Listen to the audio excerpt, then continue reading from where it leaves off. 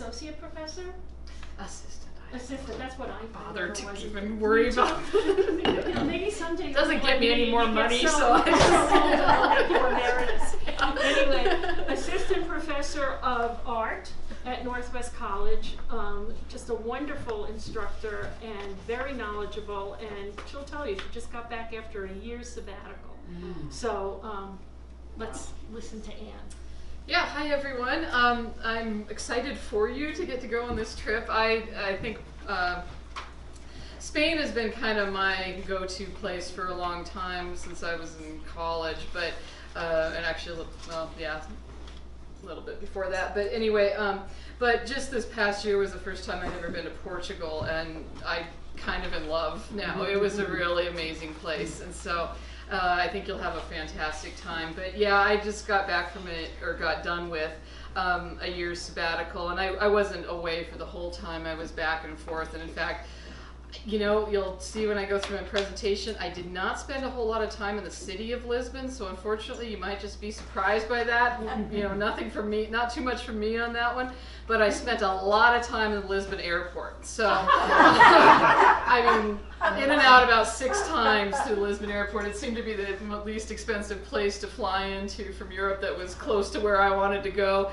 So, it's a really nice airport, by the way. So, anyway, but yeah, I got a chance to go to a lot of places when I was off for this year, and so I went to Spain twice, so northern Spain, and then down into Portugal from there. And so I did that in October, which is about the time that you guys will be there, and so I can assure you it's going to be beautiful, but probably a little rainy. So yeah, you guys are probably set up for that with how you were talking about what you're going to bring to wear.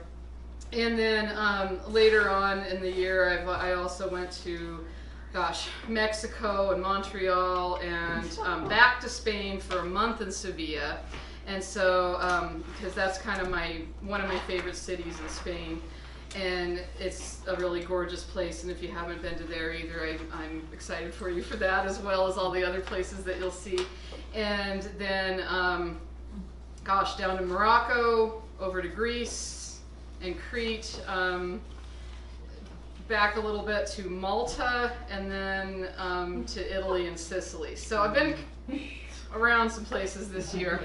And so I'm going to just talk a little bit about Portugal and Spain, mostly because that's where you're going. And as I said, I didn't go very far in Lisbon. I think I was just in the mood not to be in a city at the time. I don't know really what that was. But what you'll see all over Portugal, though, that are really neat, are all these Roman ruins, especially of the aqueducts. And so, you know, those are prominent in Lisbon. And from what I understand, Lisbon is a really beautiful city, a friendly city, a fun city. And Portugal's very inexpensive too, which is a really nice plus as well. So I'm unfortunately not going to talk a ton about Lisbon, but when I went into my trips, I went through Lisbon, and then this was a adventure and a half, but rented a car and decided to drive down into Sintra and Évora and a few places like that, and down into southern Portugal. I went to a beach place down there called Salema and things like that on the Algarve coast. And anyway, that was quite an experience. I don't know if I would recommend that. I'm envying you, your tour bus right now. There was a major rainstorm when I was driving from Lisbon down through. I had to drive through Lisbon to get to Sintra. And of course, everybody warned me, and the travel guides and everything said, "Don't drive to Sintra. You're not gonna. It's not a good idea." I was like, you know.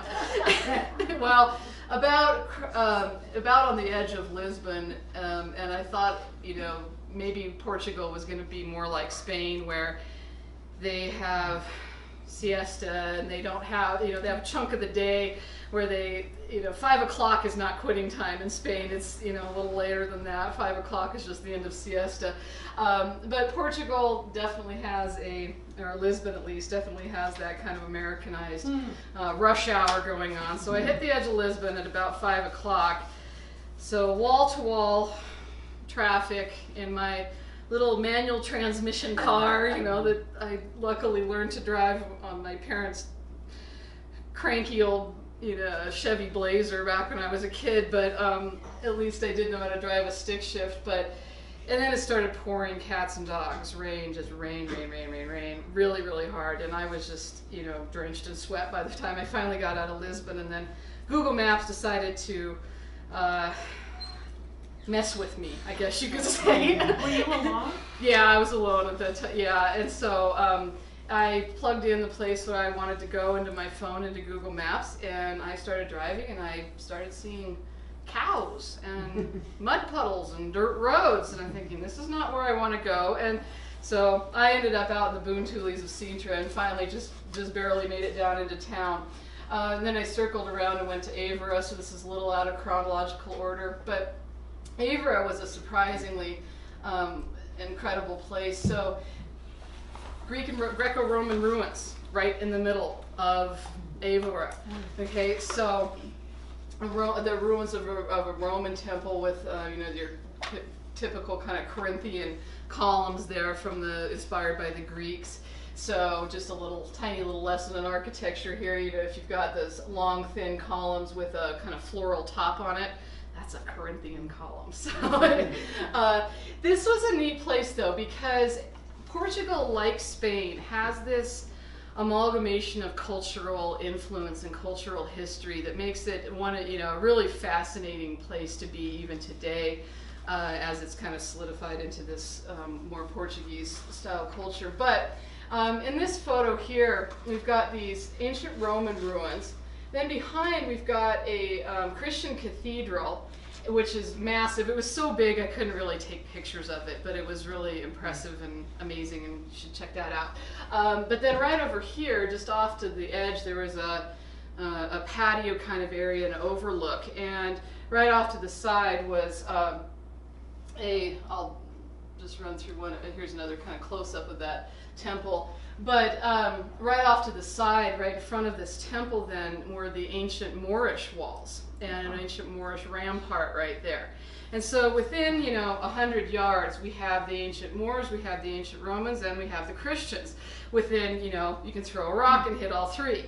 And so that's kind of the theme of this whole area that you guys are going to be in, is that combination of cultural history.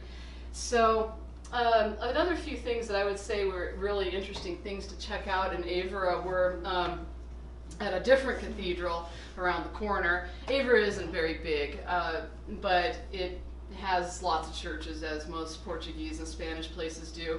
And this was an interesting place. I don't know if many of you have been to these before. There are a few scattered around Europe, in the Czech Republic, and a few places, and even in the Paris catacombs and things, you'll see some versions of things like this.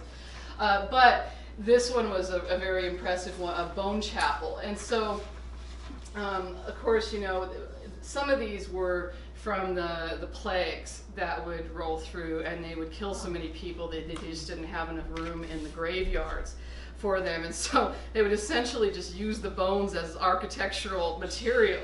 And so they would make these incredible kind of Gothic style, almost a Romanesque, really more style designs with the bones.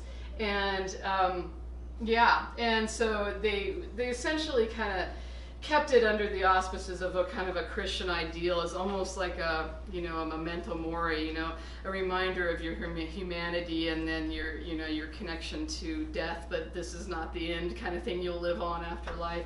But it's just that kind of reminder that death's kind of always lurking around the corner with us as well. Mm-hmm. So pretty interesting, but kind of spooky place. I mean, and if you look at these, all these things, even the arches are outlined in skulls and things. Here is another of the Roman aqueducts that you'll see. So I'm just kind of going to go through a few pieces here as we go through. So these predate the Moors and the Christians in Spain, or excuse me, in Portugal. And so they've been added onto and kind of appropriated over time as well. You'll see later architectural features being added on to some of these, and that's a really, really common thing that you see throughout historical architecture, is that oftentimes when a new culture moves in, it appropriates the sacred places or the monumental architecture of the old culture. And so they're kind of putting their own new mark on the place and kind of pushing the old aside. So,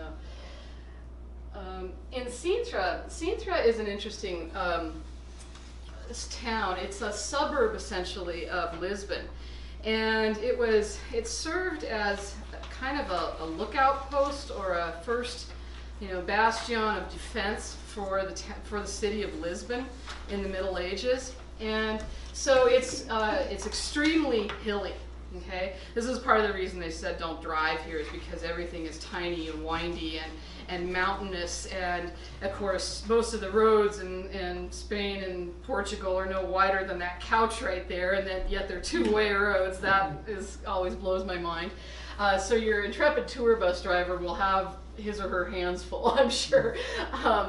But this is one of the palaces in Sintra, but I kind of just showed you this so that you could see how high above the plain this is. And then Lisbon is somewhere over there, just over there. I arrived there on a day when, as I said, it was raining cats and dogs. And so the next day had some really interesting fog going on, really thick fog, and it made for some kind of interesting photographs in some of these images, but it also kind of obscured some, so I apologize if they're not crisp and clear. I can pull them off Google Images if you want, but you could do that. So I thought I'd show you a few of the photographs that I took. Did you have a comment or question? Oh, is the sun bothering you? Yeah. Oh, I see. Can I just ask a quick question? Yeah, sure. So is Sintra a suburb of Lisbon? Yes, of Lisbon. Can you find it on your maps? Take a minute and you can see it. Yeah, it's a little closer to the coast. It's a little westerly of Lisbon. Is that better for everybody? Do you On need this a map, it looks very close. Well, Yeah, it is. Are It's, we going to Sintra? Yeah, we are. gosh, We're every place that you supposedly go. like about an hour and a Sintra half is away. just an afternoon excursion. Evora we spend a night there. It's good. Okay. We're okay. Good. Yeah, it's good. No, it's fine. One of the things that you'll notice about Portugal and Spain both is the color that surrounds everything. Both Spain and Portugal use a lot of ceramic tile in their designs, and there's another palace I'll show you in a minute that has that, but in fact I'll just pop over to that right now. There's a really massive palace that sits on top of the hill that was a royal palace for King Ferdinand II of Portugal, I believe it was. And this is a really surreal place. It's perched again right on top of the hill. There are like 3 major sites in Sintra that are right on top of this mountain that overlooks the town and really overlooks Lisbon if you look far enough. And this is a very bizarre place. It's kind of, along the lines of Mad King Ludwig's Schwanstein in Germany. But so colorful, surreal architecture. And again, I apologize that these are a little foggy, but covered in tile work, a lot of these places. And then they have a lot of this stonework. This was built in sometime in the 1800s, so this is a little more modern than some of the work that you'll see, but it's got that kind of old school touch to it too. That's very Portuguese. So it's kind of a trip. It's a really busy place. I would suggest if you have any control over your itinerary, like going earlier or something to kind of avoid the crowds, because there are a lot of people around this site, with understandable reason, because it's pretty spectacular.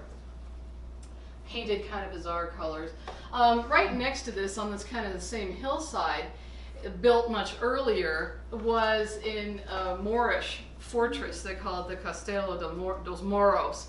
And this was a fortress for when the Moors were were ruling Portugal, or this part of Portugal, or inserted, you know, kind of as a cultural component in this part of Portugal. And so they built this fortress up on top of this hill, of course, as being the best vantage point. And so it's a kind of a prototypical old castle feel to this place. And it's largely, the majority of this that remains are the walls. You know, the walls are very well preserved in this, but they have that very typical kind of crenellated skyline of it. And, you know, you get, on this day the view wasn't real great, as you can see all the fog, but you can go up into those towers. And it's not a very controlled place. There aren't a lot of guards, you know, kind of looking over what you do and everything like that. So you just kind of get to wander around and do what you like, climb around on stuff that's out there. But you can see that it's kind of been built into the stone, the natural stone, and those parts have been used as fortifications as well. I thought I'd show you, the fog did make for some nice photographs of the forest that was surrounding these sites, the Palacio Peña and the Castelo dos Moros. And so right underneath these is a long trail that winds back and forth that goes down into the town. So you could walk up to these if you're feeling so inclined. It's kind of a hike, but it was really kind of spectacular to hike through these kind of forested areas.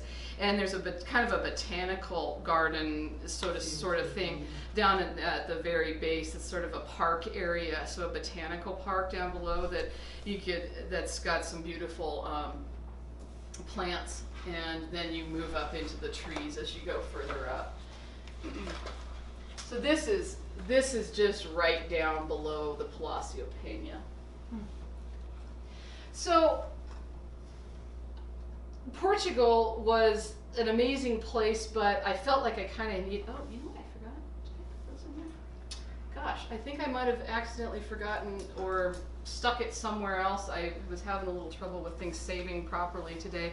But one of the things that also is neat about around Évora is the Neolithic sites that are around that area. So there are actually several of these, but probably the most famous one is called the Almendres Cromlech, and it refers to these almond-shaped rocks that are in a stone circle that is said to be about 2,500 years older than Stonehenge.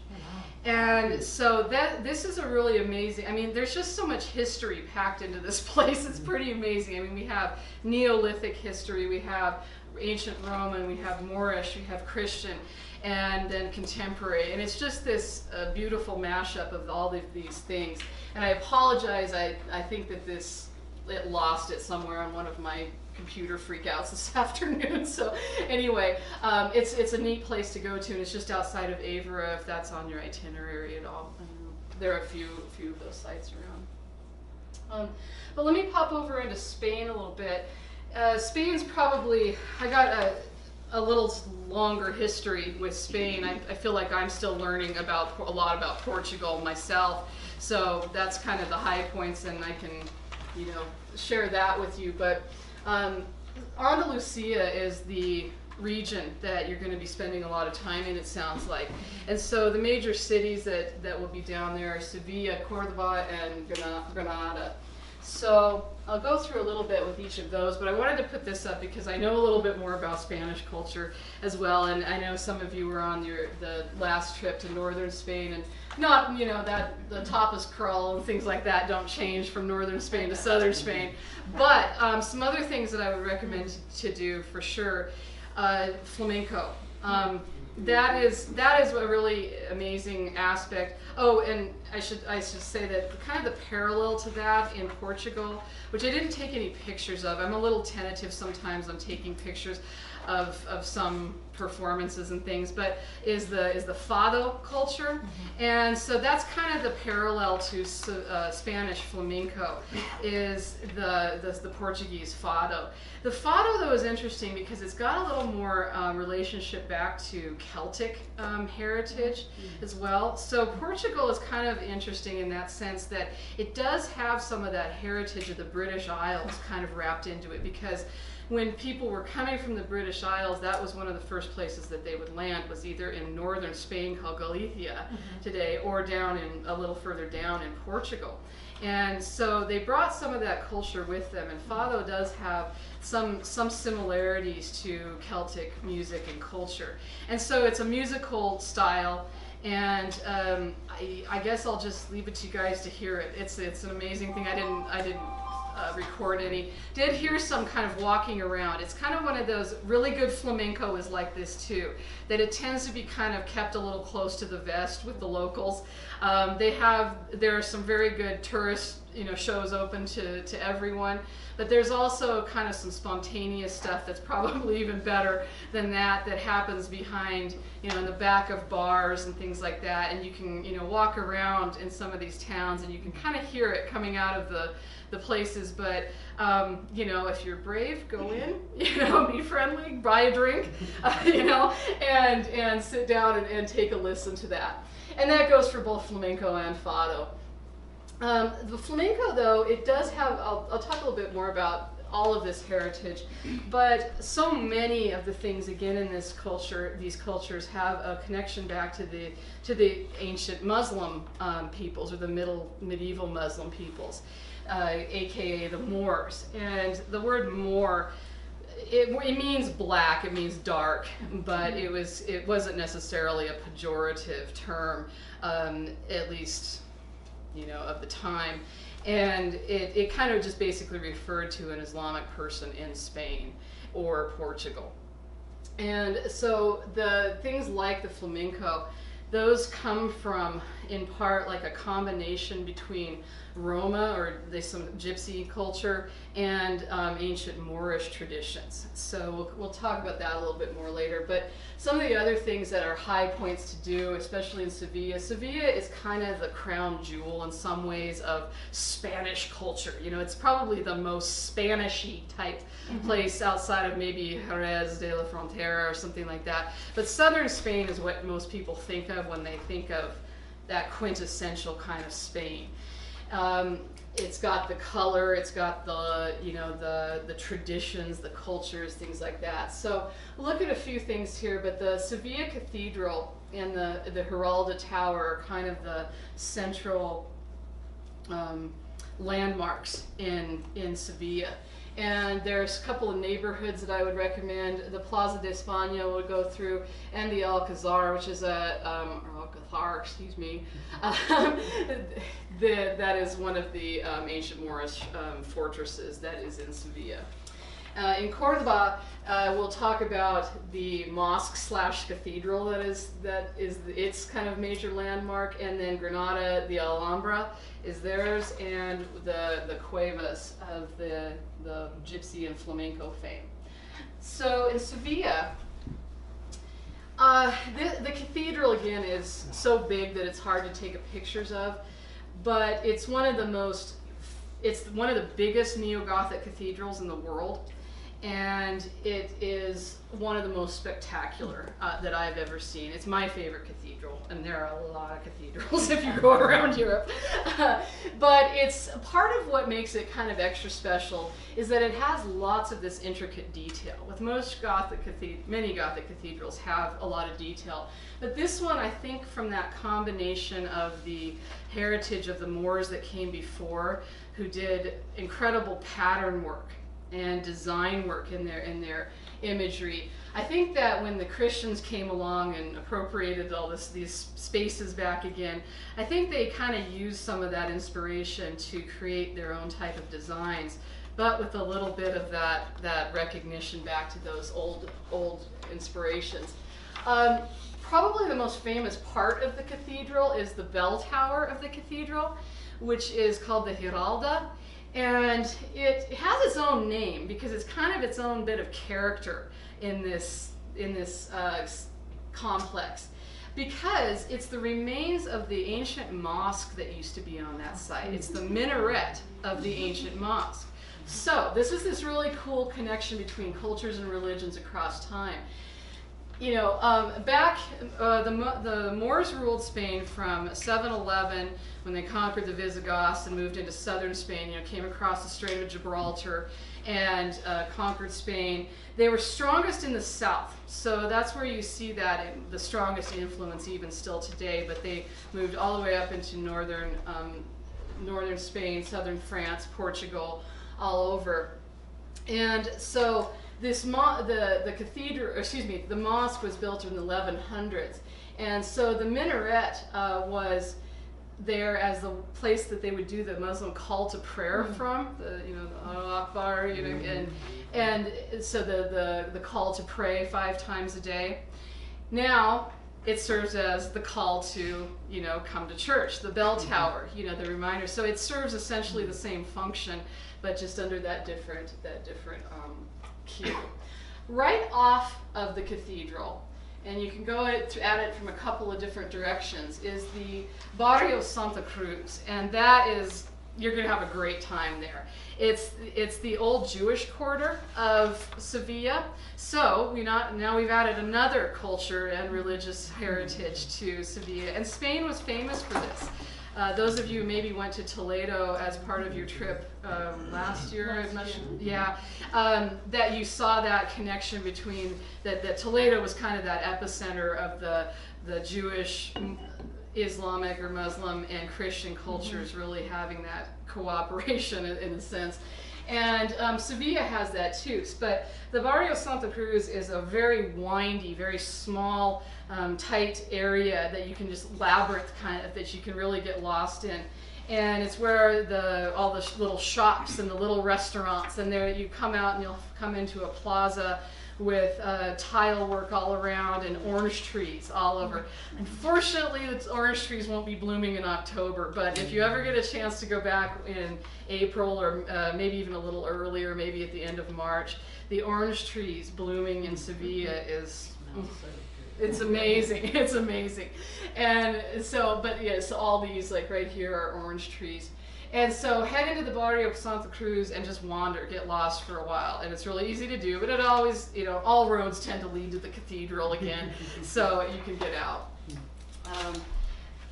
Flamenco. Okay, so Sevilla has a really strong flamenco culture, stronger than Madrid and more northerly places. And this comes from this idea that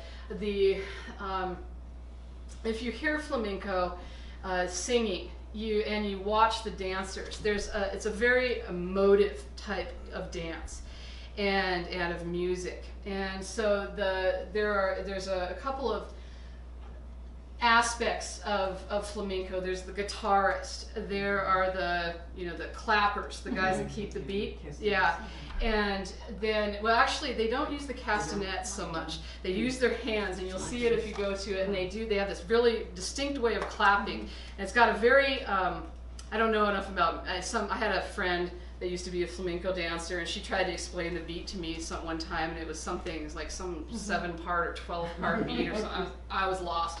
Anyway, it's a very unusual beat structure that they do, and so it's a real skill to be able to do this type of even just rhythm keeping. And so this fellow back here, for example, that's his job, is to kind of do the flamenco beat. And then you'll hear him kind of call out a lot, not really intelligible words necessarily, but it's kind of just a call in a sense. And then the flamenco guitarist, of course, there's the very fast, again, very skillful playing. And then the dancers, there are both male and female dancers, and they're both amazing. Sometimes the female dancers are somewhat more fun to watch because of their costumes that flow with them, and they really use those costumes. They flip those frills around, really it's almost another dancer with them. And it's a very physical way of dancing too, and a very physical musical style. Their faces look kind of pained almost sometimes, and then the singing for it sounds kind of mournful, and a lot of this comes from the traditions of the gypsies, the Roma peoples that tended to populate southern Spain. And they were often kind of interlinked with a lot of the Moorish heritage as well. And so if you ever hear a Muslim call to prayer, you hear that kind of ululating, I don't want to do it, but that kind of vocalization, that distinct vocalization that's kind of high and trilling. And the flamenco singers have that same kind of vocalization quality. And that came via the gypsies, via the Roma peoples. And the Roma peoples have traditionally been a persecuted people. And so they were chased